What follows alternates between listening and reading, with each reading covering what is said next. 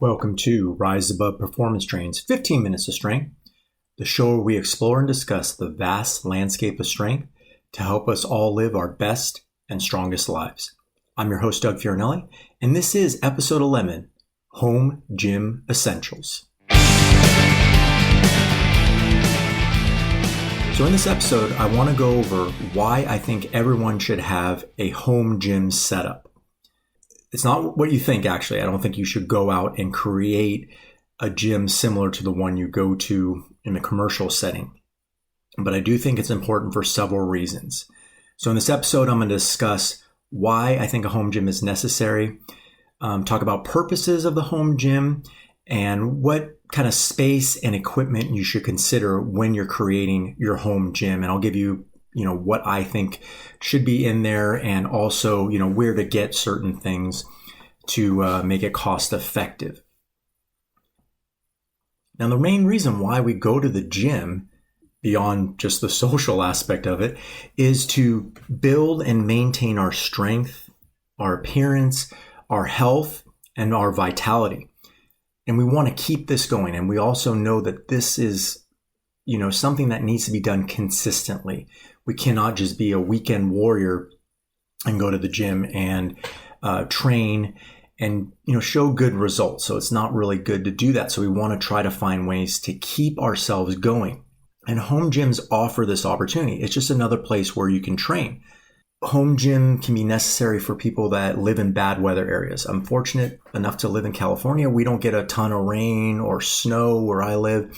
So I can go to the gym and not worry about, getting into a car accident, or I can go to my local track and worry about getting dumped on with rain and hail or snow and not be super cold nor super hot. So having a home gym, if the elements are bad outside, you can stay in your home, not go anywhere, and knock out a workout. Also, the time to get a workout in is greatly reduced. So some people drive to the gym, let's say a minimum of 15 minutes. So you drive to the gym, check in, change, whatever you need to do.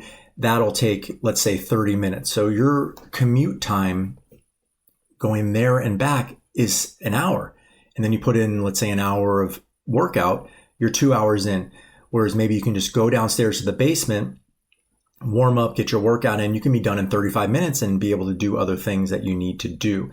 So it drastically cuts down on the amount of time that you need to allot to go to the gym, or also, get your workout in.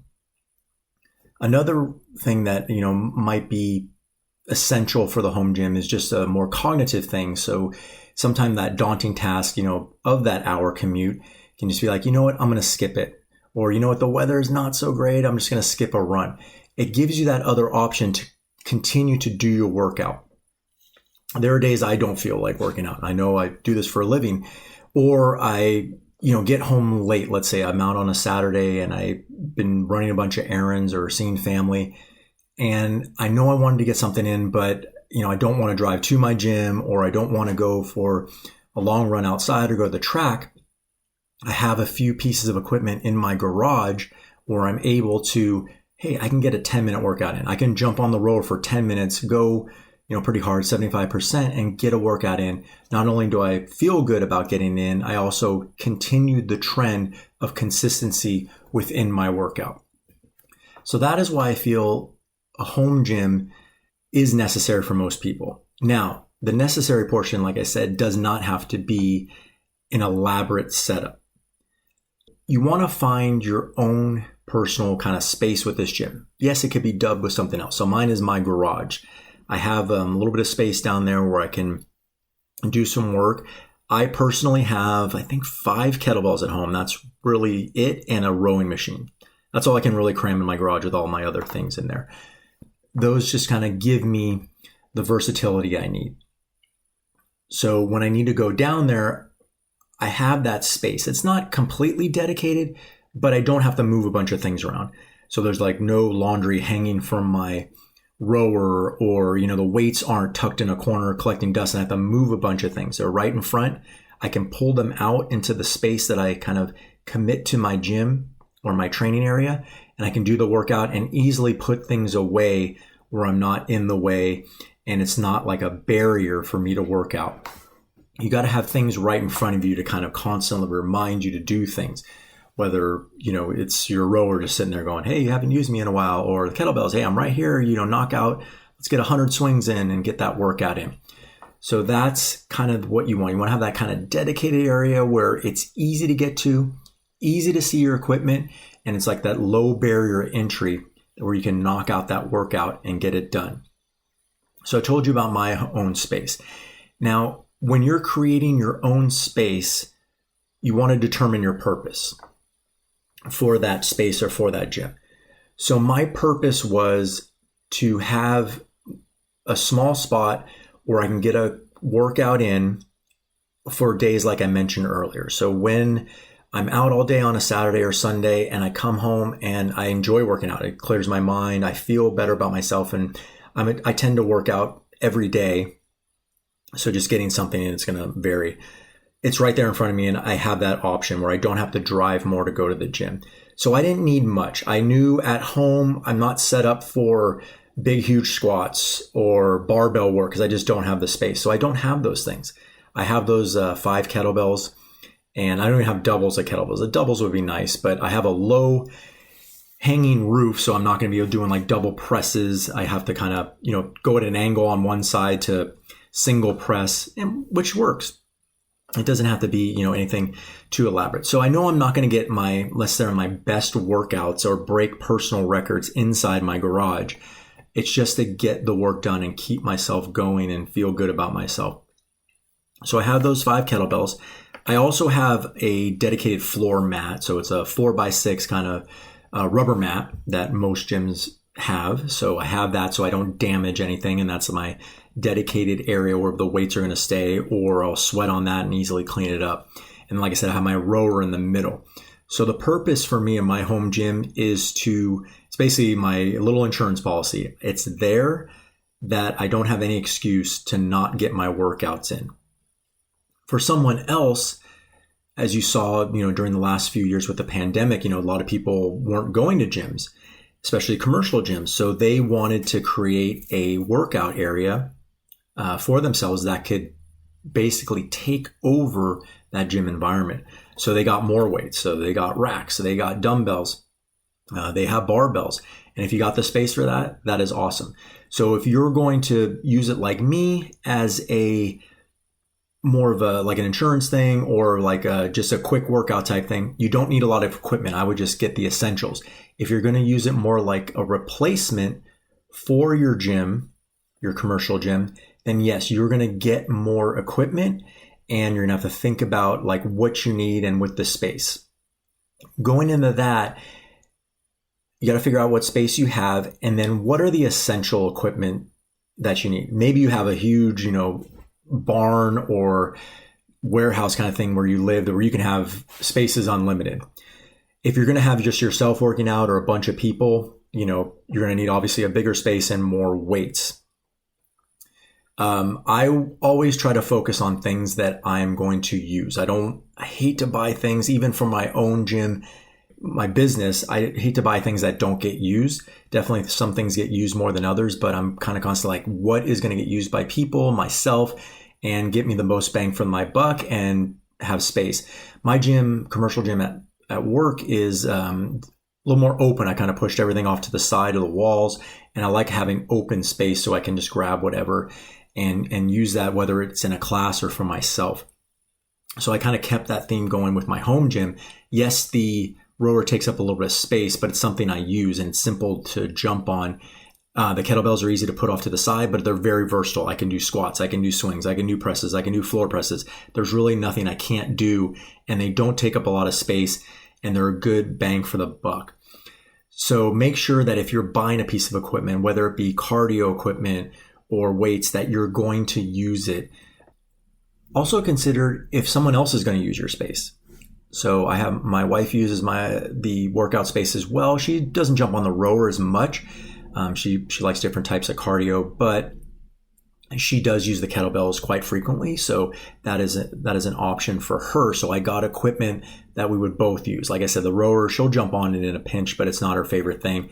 I found cardio equipment to be kind of the most divisive or opinionated. I shouldn't say divisive, but opinionated kind of thing. So, she enjoys more of the running. I do enjoy running, but with my cranky knee, I find the rower to be a welcome relief.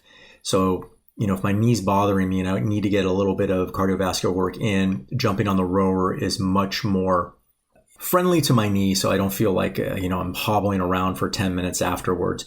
Also, I feel with the rower, I can get a very good workout in a matter of 10 minutes. If I go pretty hard, I can get a good 10-minute workout in. So consider who else is going to use your space. So if you have a wife or if you have kids, kids get curious and want to use weights, which is probably another good reason why having a home gym is something to consider. If you want to get your kids on a healthy path, if you leaving at the gym, they kind of know you're going to the gym, but they don't know what you're doing there. But if you go downstairs and you're working out and your son or daughter sees you working out, they might be curious, and you can teach them a few things like how to do a push-up, how to do a squat, and it gets them going in the right direction with training. So that is another benefit of having that home gym. Now you got to make sure that they don't do too much on their own, when you're not there, and drop a weight on their toe or anything, but you can figure that out. So consider who else is going to use the gym. So if you're having kids around, maybe something like a TRX or more jump rope, or you can, divide your floor and put little markers on there so they can do agility drills. That would be another thing to involve the whole family in what you're going to use it for. Now, when looking for equipment, it can be expensive, especially over this last couple years with the supply chain being disrupted. So I would definitely look on Craigslist. There's people buying and getting rid of things all the time. I can't say what prices are good, but you can negotiate a little bit with people on Craigslist. Nextdoor is another good one as well. I don't particularly use Nextdoor, but I know people have gotten rid of things and found things within a small area of neighbors. And neighbors tend to be a little bit more helpful in that respect too, so they'll cut the price way down because they just want to get out of their house, and they're happy to help someone in the local area. So you can find good neighborly people that have equipment that they don't use, or they've grown out, or their daughter has gone to college and they don't need that space much anymore. Having a space and protecting that space is important. I mentioned rubber flooring earlier. Most people don't need a lot of rubber flooring, so I'd recommend maybe segmental rubber flooring. I have a 6 foot by 4 foot square. Those usually are pretty standard. You can buy it from gym equipment wholesalers, or just companies, but they tend to be a little bit expensive. If you have an area that has horse stall mats around, we have one over by the coast that deals with a lot of horses and things of that nature. So I've bought horse stall mats from them, and they're about half the price, and they're usually a little bit thicker too. So you get a little bit more bang for the buck. When people know that it's for a gym, the premium goes up because they're a little bit more supply and demand issues. The demand is high, so they can raise the rate on that. Or horse stall mats, people use them, but they probably don't turn them over frequently, and there's not as many people that own horses or barns, so they tend to lower the price a little bit on that. And like I said, Craigslist, looking for equipment, kettlebells, dumbbells, what you can buy off there, I think would be the way to go. And then the next thing would just be looking for sales. Sometimes gyms are closing down in your area. You can probably find that on Craigslist, or even through websites. So if they're having sales like All Things Must Go, that's good. Secondhand stores, there used to be Play It Again Sports that has equipment that would sell, people would get rid of, kind of like a consignment type basis.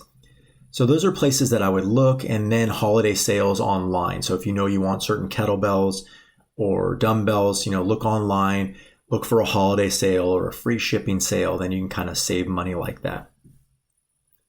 So those are my tips on why I think you should have some type of home gym setup, and how to go about doing it.